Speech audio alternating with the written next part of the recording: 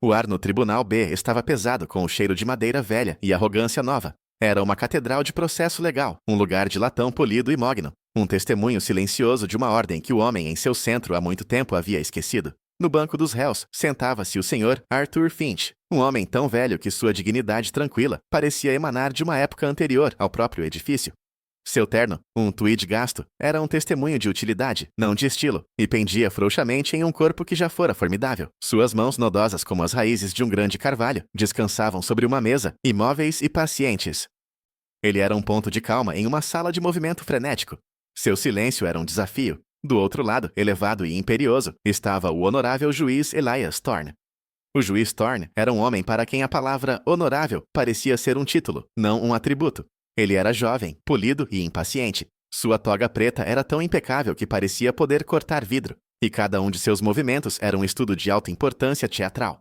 O rosto do juiz era um estudo de pele perfeita e expressões desdenhosas, e seus olhos, frios como rolamentos de aço, viam apenas um incômodo.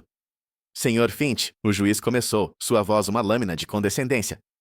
O tribunal está esperando. Temos um assunto simples aqui, mas seu silêncio contínuo é, francamente, desrespeitoso. O senhor entende as acusações? Arthur Finch não se moveu.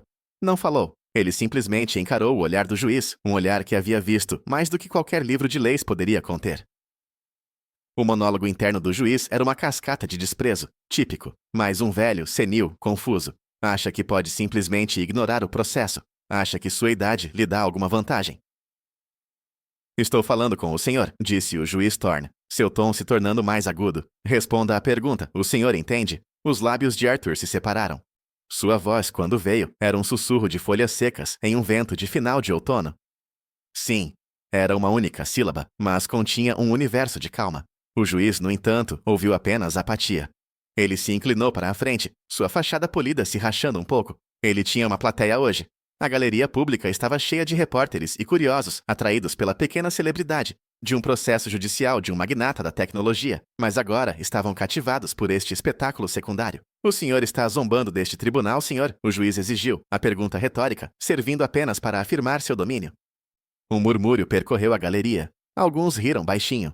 O advogado de defesa do magnata, um homem elegante em um terno 1000 vezes mais caro que o de Arthur, sorriu por trás da mão.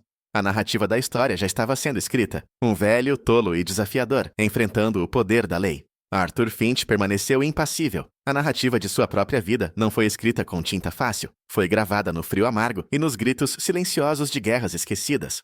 Ele havia aprendido há muito tempo que a voz mais alta raramente era a mais poderosa. Ele era uma estátua de paciência, um baluarte contra o ego furioso do juiz. Seu silêncio não é um sinal de sabedoria, Sr. Finch, disse o juiz, sua voz caindo para um sussurro teatral. É um sinal de ignorância, ou talvez de covardia. A palavra pairou no ar, um gancho cruel. Uma mulher na última fila, uma jovem veterana chamada Comandante Lena Ramírez, se enrijeceu.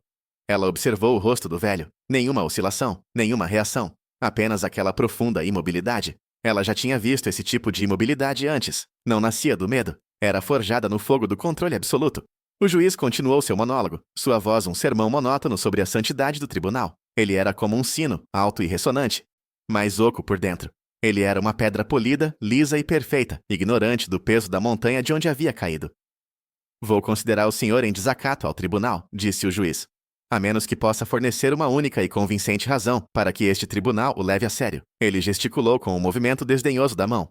Algo, qualquer coisa que prove que o senhor não é apenas um velho tolo e teimoso perdendo meu tempo. A mão de Arthur se moveu, lenta, deliberada. Ele esticou a mão para o bolso interno de seu gasto casaco de tweed. O tecido farfalhou. Um som tão quieto quanto a queda de cinzas. O tribunal se inclinou, esperando ver uma carteira ou uma carteira de motorista. Ele tirou um pequeno e manchado estojo de couro, não maior que a palma de sua mão. O couro estava arranhado e rachado, um rosto um mapa de uma vida vivida longa e difícil. Ele o abriu cuidadosamente, um gesto tão gentil quanto manusear um pássaro recém-nascido. Dentro, aninhado em um forro de veludo desbotado, havia um único e simples broche de metal. Não era uma medalha, não era uma condecoração. Era um pedaço simples e plano, do que parecia ser cobre manchado, em forma de asa de pássaro, com uma pequena estrela embutida em seu centro. A fita da qual pendia era de um azul escuro e desbotado. Enquanto Arthur segurava o broche, a sala e o homem dentro dela pareceram se dissolver. A madeira polida do tribunal se tornou a rocha irregular de um remoto desfiladeiro de montanha. O ar, antes perfumado com madeira e papel, de repente ficou denso com o cheiro acre de pólvora e o cheiro de medo. Um vento frio chicoteou o desfiladeiro, carregando os sons baixos e guturais de um inimigo distante. Ele sentiu o peso frio de um rifle, há muito esquecido em suas mãos, a dor familiar em seu ombro. Sua pele formigou com a memória de estilhaços. Foi uma alucinação sensorial. Uma sequência de momentos em ritmo acelerado de uma vida passada. O metal frio do broche era o metal frio de uma placa de rifle que ele havia segurado contra uma ferida. A pequena estrela era uma estrela que ele tinha visto no céu, a temperaturas abaixo de zero de uma terra alienígena, uma estrela que o havia guiado e a seus irmãos por um inferno que não tinha nome. A fita tinha a mesma cor do céu pouco antes do amanhecer, uma hora em que ele pensou que nunca mais veria outro nascer do sol. O flashback passou tão rápido quanto veio. Ele estava de volta ao tribunal. O juiz Thorne olhava para o broche com um sorriso de desprezo e total desapontamento. Isso é tudo? O juiz zombou. Uma pequena bugiganga? Isso é a sua prova? Ele se virou para o oficial de justiça. Confisquem isso, ele ordenou, sua voz escorrendo desgosto. É uma violação da etiqueta do tribunal. E então veremos o quão silencioso o Sr. Finch é em uma cela de prisão. O oficial de justiça, um homem grande com um rosto cansado, avançou. Ele esticou a mão para o broche. Não, disse Arthur Finch. Sua voz um cabo de aço de recusa tranquila. Foi a primeira palavra que ele havia falado que tinha um eco na sala. Um peso que nem mesmo o juiz podia ignorar. O oficial de justiça congelou, sua mão a centímetros do metal manchado. Acredito que o senhor me entendeu mal, Sr. Finch, disse o juiz, sua voz um rosnado baixo. Eu disse, confisquem. Agora. O oficial de justiça hesitou. Seus olhos passaram do velho inabalável para o juiz imperioso. Ele escolheu o último. Sua grande mão se fechou sobre o broche. Foi nesse exato momento que a comandante Lena Ramírez, observando da galeria, viu. Enquanto a mão do oficial de justiça se movia, a luz atingiu o broche de uma maneira específica. Não era um broche de pássaro. Era uma asa, sim, mas não de um pássaro. Era uma asa de Raptor. A pequena estrela era uma marcação específica e não oficial, usada por um grupo de operações especiais de elite e clandestino. A fita desbotada, ela agora percebeu, não era apenas azul. Era um tom específico de azul escuro, uma cor que tinha um significado muito particular. E o único número fraco gravado em seu verso, quase invisível a olho nu, 734. Um tremor de fria constatação a percorreu. Isso não era uma bugiganga, era um fantasma, uma lenda de uma guerra esquecida. Seu rosto ficou pálido. A mão do oficial de justiça ainda estava se movendo. Não havia tempo. Ela pegou o telefone do bolso e digitou furiosamente.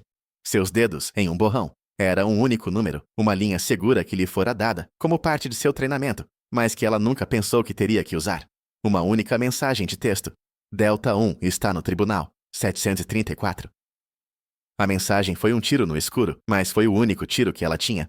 Do outro lado da cidade, em um complexo militar seguro, o telefone de um oficial sênior vibrou com uma única notificação discreta. A tela exibia apenas um número e um código. Ele olhou para a tela, e seu rosto, uma máscara de disciplina rígida, ficou branco. Ele conhecia aquele código. Ele conhecia o número. Ele tinha ouvido histórias do homem que usava aquele número desde que era um cadete. O homem era um mito, uma lenda sussurrada entre os mais de elite dos de elite. Um fantasma do conflito coreano. Ele era um símbolo, um nome, um código de chamada. Chamem a comitiva. O general rugiu em seu telefone. Agora, guarda de honra completa. E peguem todos os carros oficiais que temos. Estamos indo para o tribunal. E que Deus ajude o homem que ficar no meu caminho. De volta ao tribunal, a mão do oficial de justiça se fechou sobre o broche. Os olhos de Arthur Finch, até então parados e plácidos, se endureceram. Seu olhar encontrou o do oficial de justiça, e por uma fração de segundo, o homem mais jovem viu algo que o fez vacilar. Não era raiva, era algo muito mais frio e aterrorizante, a paciência de um predador que esperou por muito tempo. Eu pedi para o senhor entregá-lo. O juiz Thorne zombou. O oficial de justiça, sacudindo a hesitação momentânea, agarrou o broche. Foi nesse exato e último momento que as pesadas portas de carvalho do tribunal se abriram, batendo contra as paredes de mármore com um som de trovão. Todas as cabeças na sala se viraram. Silêncio. Uma falange de oficiais militares em uniforme de gala entrou na sala. Seus movimentos sincronizados e precisos. Seus uniformes eram um campo de latão polido e fitas perfeitamente arranjadas. Uma catedral de poder de fogo moderno. O homem que os liderava era um general, seus ombros pesados com estrelas, seu rosto um mapa de uma vida vivida no comando. Ele era uma força da natureza, uma entidade de autoridade absoluta. O general não olhou para o juiz, não olhou para os advogados. Ele caminhou diretamente para o banco dos réus. O juiz Thorne, momentaneamente atordoado, levantou-se de seu assento. Isto é um tribunal, general, ele disse, sua voz um protesto fino. O senhor não pode simplesmente. O general passou por ele como se ele fosse um fantasma. Ele não parou seu passo. O oficial de justiça, ainda segurando o broche, deixou-o cair na mesa com um leve tilintar, como se de repente tivesse se tornado quente demais para segurar. O general parou diretamente na frente de Arthur Finch. O silêncio na sala era absoluto, o tipo de silêncio que se pode sentir nos dentes.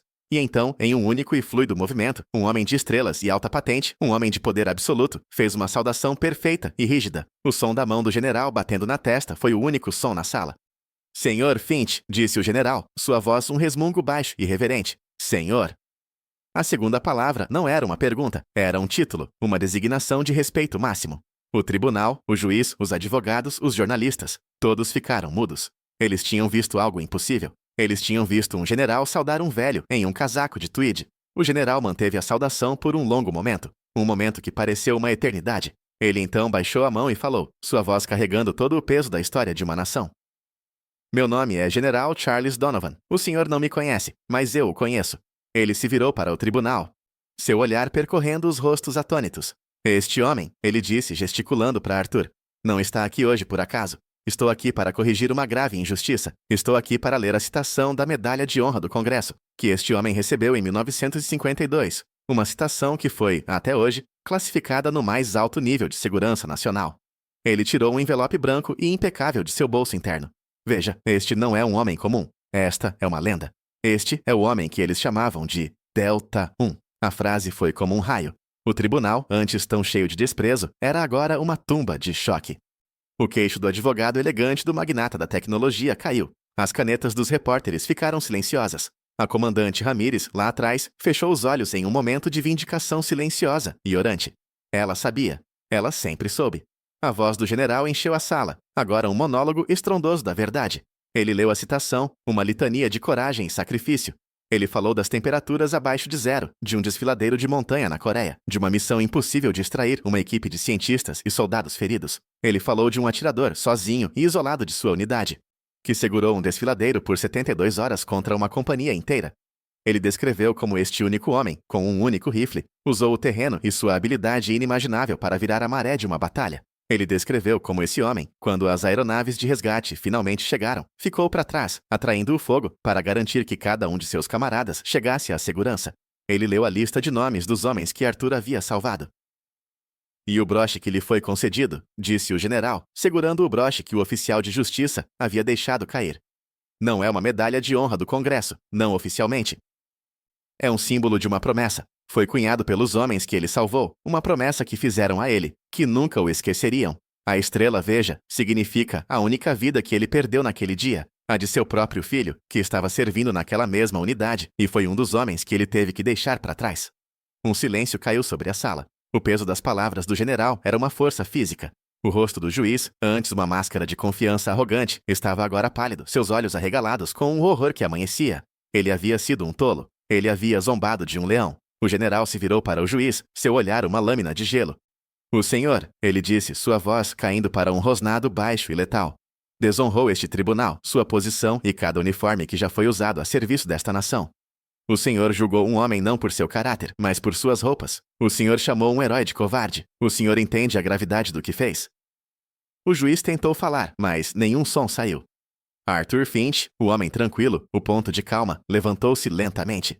Ele colocou uma mão no braço do general. O general, um homem de estrelas, parou de falar. Ele ouviu. Ele é apenas um jovem general. A voz de Arthur era um sussurro, mas ecoou em cada canto da sala. Ele tem muito a aprender. O perdão não foi uma súplica, foi uma declaração. A lição moral não era para o tribunal, era para o homem que o havia ofendido. A narrativa mudou novamente, o tempo avançando. O juiz Elias Thorne não era mais um juiz. Ele não era mais um homem de arrogância polida e palavras cortantes. O general havia se encarregado disso, mas Arthur Finch, o homem que eles chamavam de Delta 1, havia intercedido. Ele havia pedido que o juiz não fosse completamente desonrado, que lhe fosse dada uma chance de aprender e crescer. E assim, o juiz Thorne teve uma chance. Ele foi transferido e, eventualmente, lhe foi oferecida uma nova posição como escriturário, em um pequeno escritório municipal, um lugar onde ele passaria seus dias classificando documentos, uma pequena e humilde engrenagem, em uma máquina da qual ele uma vez se considerou o mestre. O incidente no tribunal foi uma lição para todo o sistema legal. A partir daquele dia, um novo programa de treinamento obrigatório foi implementado para todos os novos juízes. Um programa informalmente conhecido como o Protocolo Finch, uma lição de humildade e respeito. Semanas depois, Elias Thorne, sua arrogância desaparecida, estava voltando para a casa do seu trabalho. Ele era um homem humilhado por seu próprio julgamento falho. Ele passou por um pequeno parque. Um velho estava sentado em um banco, um único estojo de couro desbotado em suas mãos. Ele estava cercado por um grupo de crianças pequenas, que ouviam com atenção absorta a uma história que ele estava contando. O velho olhou para cima, e seu olhar encontrou o de Elias. Era Arthur Finch.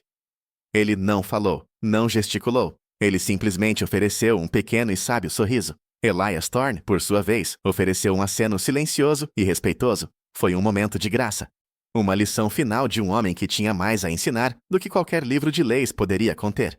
Ele era um herói em um casaco de tweed, uma lenda à vista de todos. Se a história do Sr. Finch o comoveu, por favor, curta este vídeo, compartilhe-o com alguém que precisa vê-lo e assine este canal para mais histórias de coragem silenciosa e heróis não reconhecidos.